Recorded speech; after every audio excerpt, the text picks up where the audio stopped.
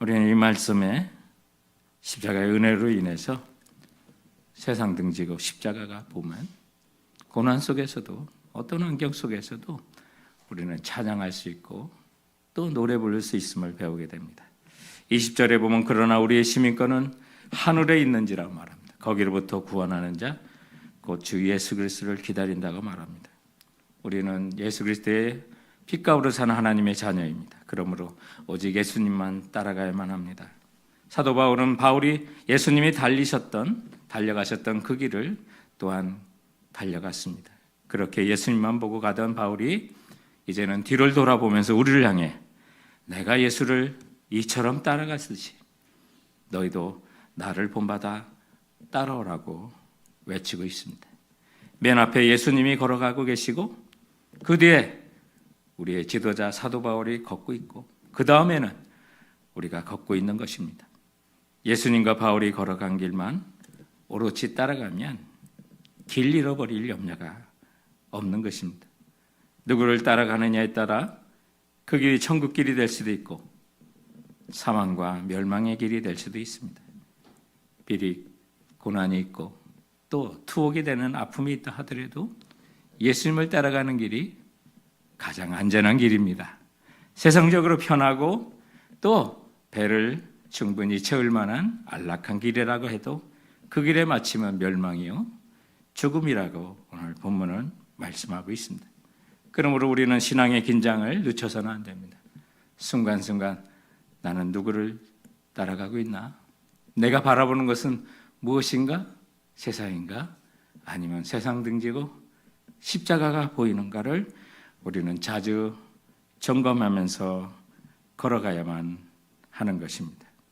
역사에 대해 예수님이 십자가에서 다 이루신 우리를 위한 구원의 그 길을 이제는 예수님대로 12사도와 사도 바울과 그리고 수많은 믿음의 사람이 걸어간 영광스러운 대열에 이제는 우리도 걷고 있고 서 있는 것입니다. 우리는 신앙생활을 시작한 그날부터 천국을 향해 걷고 있는 순례자입니다.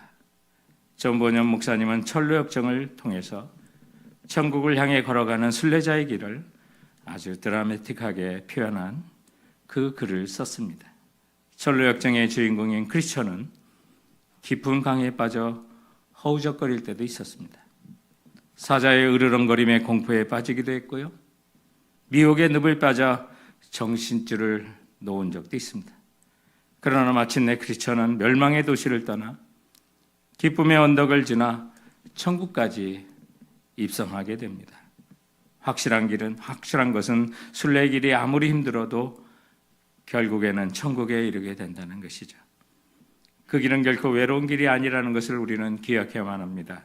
예수님이 걸어가시고 그리고 믿음의 허다한 증인들이 우리를 위하여 격려하고 있는, 비록 감옥에 있어도 갇힌 곳이 아니라 스타디움 안에서 달려가고 있는 우리 하나님의 자녀라는 사실을 우리는 기억해야만 합니다. 걸어가다 보면 예수님이 안 보일 때가 있고 십자가가 보이지 않을 때도 있습니다. 그럴 때면 까치발을 들어 저 멀리 있는 것을 봐야 되는 것처럼 우리는 영적으로 까치발을 들어 예수님의 십자가가 보일 때까지 발버둥을 쳐야 합니다. 그렇게 세상 등지고 십자가가 보이면 그 길이 가장 안전한 길이고 길이 잃어버린 것이 아니라는 사실을 우리는 확신할 수가 있게 되는 것입니다. 아무리 편안해도 예수 그리스도께서 나를 위하여 주신 그 십자가가 보이지 않는다면 여러분 위험한 길입니다. 너무 주님으로부터 멀리 떨어진 것입니다.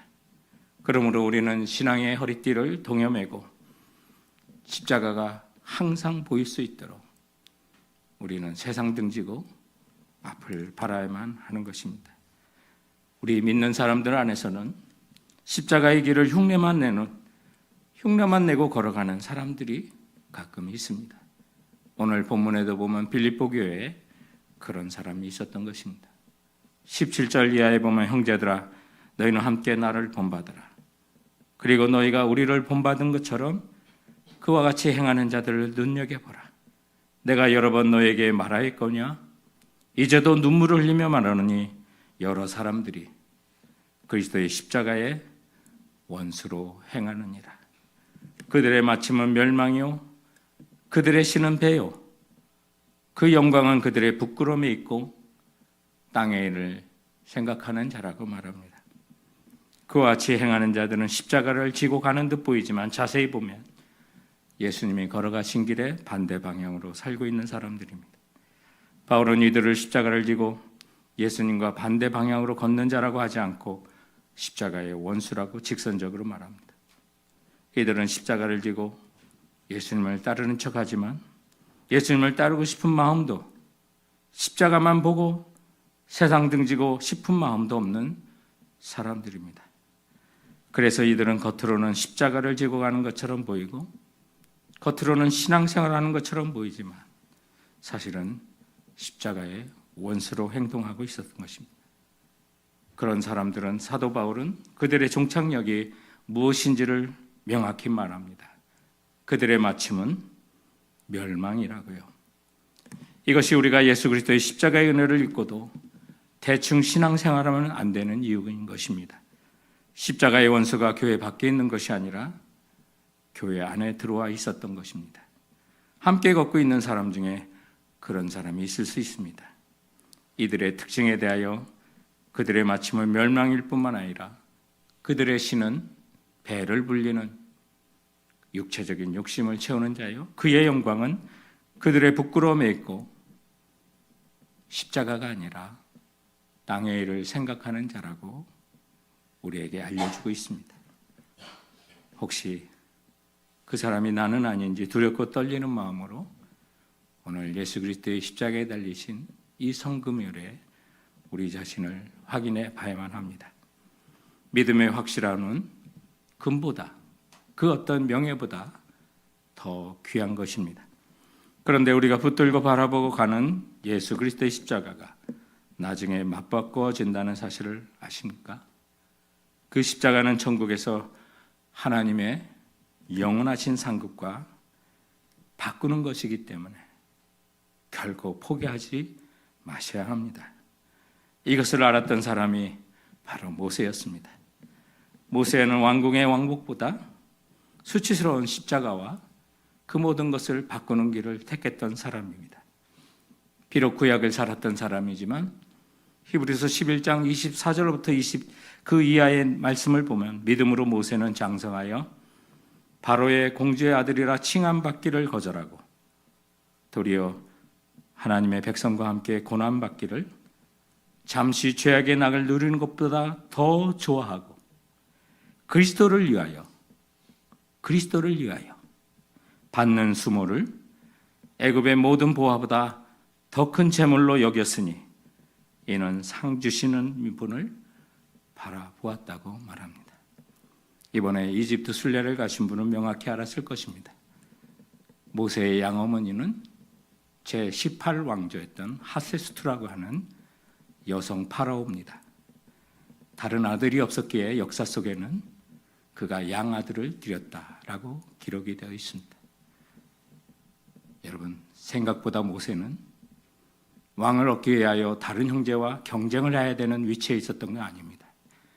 그가 그 위치를 포기하지 않았다면 그는 이집트의 파라오가 될 위치에 있었던 것입니다. 그럼에도 불구하고 죄악에서 세상에서 낙을 누리는 것보다 그리스도를 위하여 받는 수모를 애굽의 모든 보화보다 더 큰 재물로 여겼고 상 주시는 이심을 바라본 것입니다. 세상은 우리의 종착역이 아닙니다. 세상은 정거장일 뿐입니다. 우리의 종착역은 천국입니다.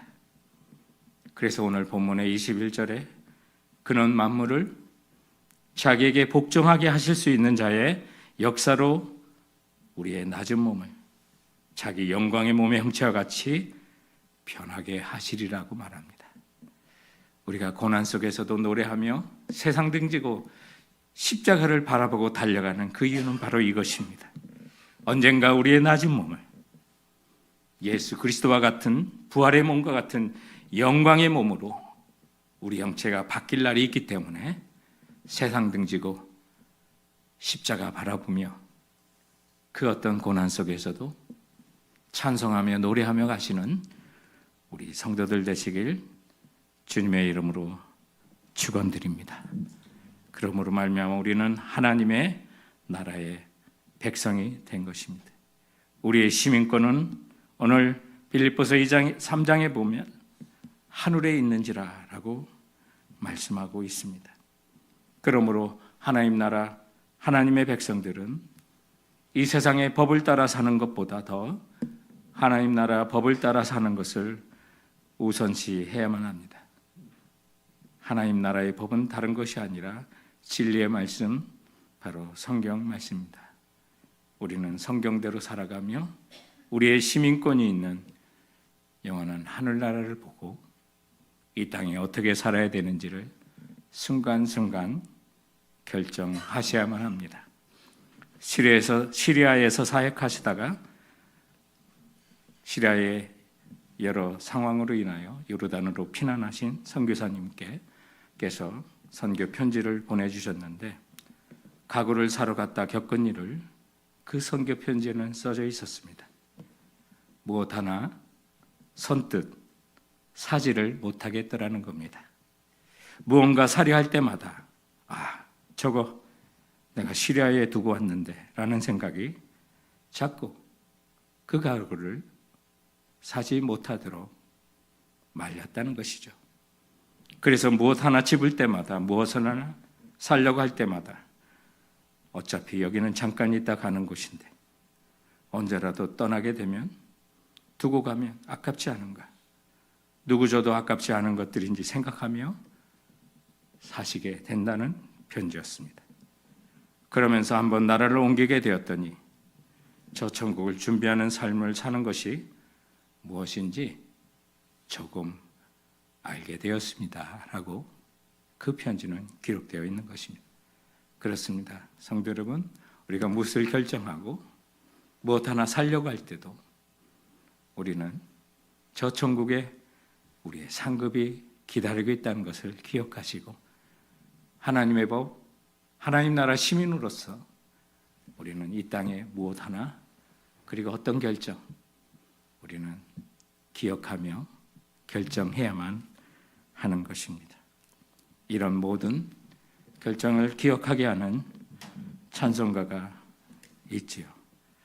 이 찬송가는 19세기에 인도에 있었던 선교사를 통해 개종했던 나족이라고 하는 부족의 한 남성이 신앙을 버리라는 주장의 위협 속에 가족이 모두 순교를 당하는 상황에서 나는 뒤돌아서지 않겠습니다.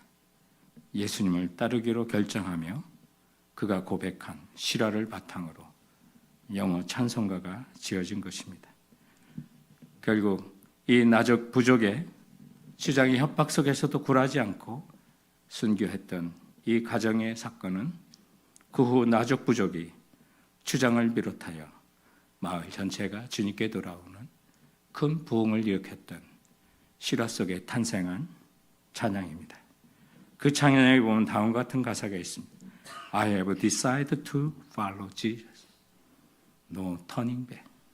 The cross before me, the world behind me. 세상 등지고 십자가 보내. 바로 영어 찬송. 우리의 찬송가는 없지만 복음성가에 있는 바로 그 찬양인 것입니다. 오늘 예수 그리스도의 십자가의 은혜를 받고 앞에 십자가가 세상 등지고 십자가가 보이고 주님이 예비하신 우리의 시민권이 하늘에 있고 그 땅에 우리를 위한 상급이 보인다면 성도 여러분, 우리는 이 땅 가운데서 고난 속에서도 찬송하며 노래하며 살 수 있게 되는 것입니다. 이 시간 저에게 눈을 감고 주님 뜻대로 살기로 했네, 그 찬양의 가사를 제가 조용히 읽어드릴 때 주님 그렇습니다. 주님의 귀한 은총 받았음에 세상 등지고 십자가 보며 살겠습니다. 우리 이렇게 결심하고 좀 나갔으면 좋겠습니다. 주님 뜻대로 살기로 했네. 주님 뜻대로 살기로 했네. 주님 뜻대로 살기로 했네. 뒤돌아 서지 않겠네. 이 세상 사람 날 몰라줘도, 이 세상 사람 날 몰라줘도, 이 세상 사람 날 몰라줘도 뒤돌아 서지 않겠네. 어떠한 시련이 와도, 수많은 유혹 속에도 신실하신 주님 약속, 나 붙들리라. 세상이 이해 못하고 우리를 조롱하여도 신실하신 주님 약속만 붙들리라. 결코 돌아서지 않으리. 세상 등지고 십자가 보내. 세상 등지고 십자가 보내. 세상 등지고 십자가 보내. 뒤돌아서지 않겠네. 뒤돌아서지 않겠네. 우리도 이 결심을 하고 주께서 나눠주시는 찢기신 그 육체를 상징하는 떡과 우리를 위하여 흘리신 그 보혈을 상징하는 잔을 받을 준비를 하면서 세상 등지고 십자가 보겠습니다. 우리 합심해서 같이 기도하도록 하겠습니다. 같이 기도합니다. 주님 감사합니다.